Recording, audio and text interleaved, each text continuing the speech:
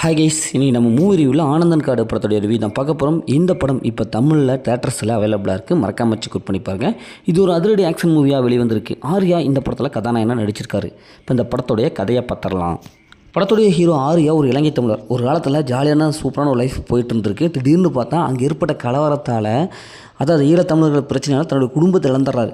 உடனே இந்தியா வந்துடுறாரு. தமிழக எல்லைப் பகுதியில் அப்படியே வாழ்ந்துட்டுருக்காரு. இன்னொரு பக்கம் படத்துடைய வில்லன்ஸ் டீம், அவங்க கேரளாவில் இருக்கிற முதலமைச்சர் கூட கூலிப்படையாக இருக்காங்க.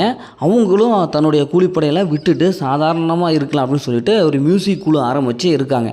இப்போ ஒரு கட்டத்தில் ஆர்யா அண்டு அந்த மியூசிக் குழு இவங்க இணையிறாரு. இணைஞ்சதுக்கப்புறம் கேரளா முதலமைச்சர் அவங்க இந்த மியூசிக்கில் பழிவாங்கன்னு சொல்லிட்டு அடியார்கள்லாம் அனுப்புகிறாரு. இப்போ இறுதியில் ஆரியோட லைஃப் என்னவோ மாறிச்சு. இறுதியில் என்னாச்சு அப்படிங்கிறதா இந்த படத்துடைய கதை.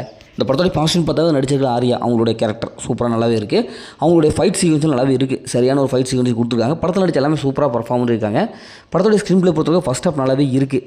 ஆர்யா போகிறது அங்கே வர்றது ஒரு வித்தியாசமான ஒரு ஸ்க்ரீன் பிளே நல்லாவே கொடுத்துருக்காங்க. ஃபஸ்ட் ஆஃப் ஆல் வில்லன் தன்னுடைய மகளுடைய பொண்ணுடைய நிச்சயதார்த்தத்தை கேரளாவில் நடத்துவோம். அதுக்கப்புறம் அங்கே போய் கோவாவில் போய் நம்ம ஹீரோவெல்லாம் சிறை பிடிப்பாங்க. அந்த சீன்ஸ் கொஞ்சம் நல்லாவே இருந்தது. ஃபஸ்ட் ஹாஃப் நல்லாவே இருக்குது. ஸ்க்ரீன் பிளே அடுத்தது என்ன நடக்கும் அப்படின்னு சொல்லிட்டு ஒரு ட்விஸ்ட் நிலையில் வச்சு நல்லாவே கொடுத்துருப்பாங்க. அது நல்லாவே இருக்குது. படத்தோடைய பிஜிஎம் நல்லாவே இருக்குது. அதேமாதிரி சினிமாட்டோகிராஃபி சூப்பரான விசுவல் எஃபெக்டாக கொடுத்துருக்காங்க. இந்த படத்தோடைய மைனஸ்ன்னு பார்த்தாவே திரைக்கதையே அந்தளவுக்கு தெளிவில்லாமல் இருக்குது. குழப்பறாங்க போட்டுட்டு. ஏன்னா இவங்க ஒன்றா ஈழத்தமிழர்களுடைய பிரச்சனையை காமிச்சிருக்கணும், அது இல்லை. இன்னொன்று வில்லனுடைய டீம் அவங்களுடைய பிரச்சனையை காமிச்சிருக்கணும், அதுவும் இல்லை. ஏன்னா ரெண்டுக்கும் நடுவில் போட்டு சொதப்பிட்டுருக்காங்க.